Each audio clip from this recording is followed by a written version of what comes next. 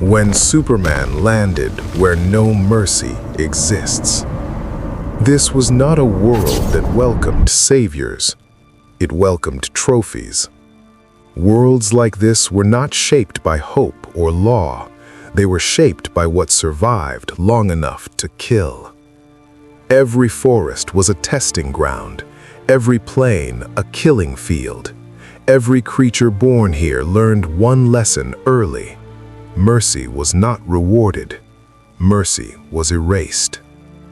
And when Kal-El arrived on this world, the planet did not hesitate to judge him. The pod did not drift through the sky. It tore through it.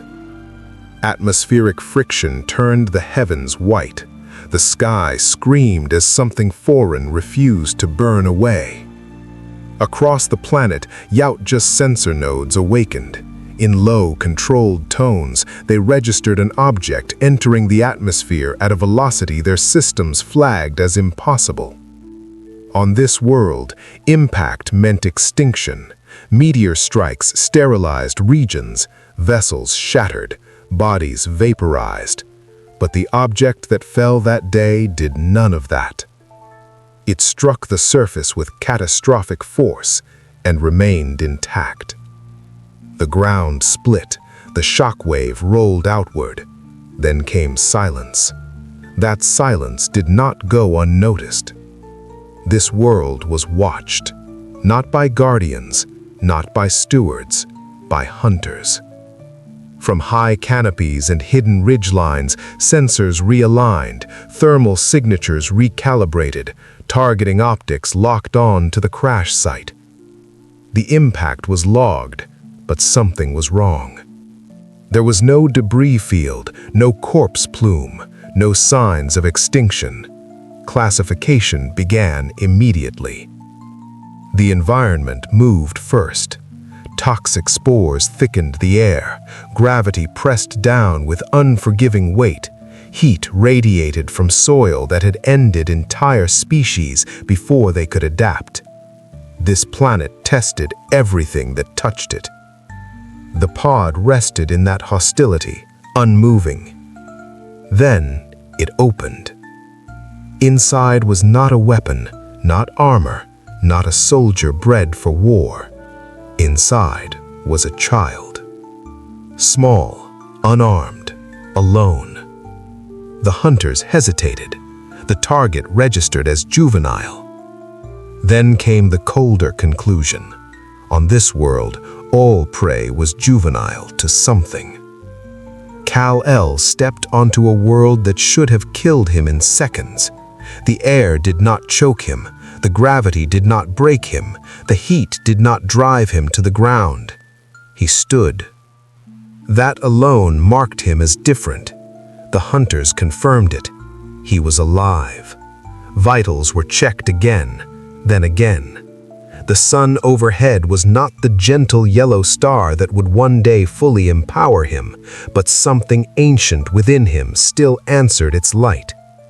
Muscle held where it should have torn, bones endured pressure that should have crushed them. His breathing steadied instead of panicked. This was not defiance, it was adaptation. Kal-El did not understand where he was, but his body did. From the tree line, the hunters watched. Cloaks shimmered, then vanished. Optics shifted through unseen spectrums. Biometric scans ran repeatedly. The readings refused to align. His mass registered as insufficient. His strength returned inconsistent values. His behavior did not match any prey profile on record. The child did not hide. He did not flee. He did not hunt. He observed. On this world, everything knew when it was hunted. Every creature evolved eyes for the shadows. Every organism learned the cost of standing still. But this one walked openly. The hunters noted the absence of fear, or worse, the absence of need for it. Kal-El moved through the terrain slowly. He lifted debris without strain. He steadied himself against the wind. He reacted not with panic, but with curiosity. When a native predator approached, he did not strike it down. He stepped between it and weaker life. That moment was logged. The hunters reacted sharply. Predators did not protect prey, and prey did not protect prey. The behavior was flagged as irregular. The elders were notified.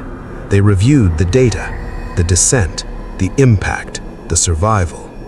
Their conclusion was simple. The world had tested him. The world had failed. They had watched entire civilizations erased by lesser conditions, and still they hesitated. Because the hunt is governed by rules, and this creature fit none of them. So a decision was made. They would observe. It was the first error. The final decree was issued. Time, they believed, would break him. They assumed endurance was finite. They assumed the world would do what it always did.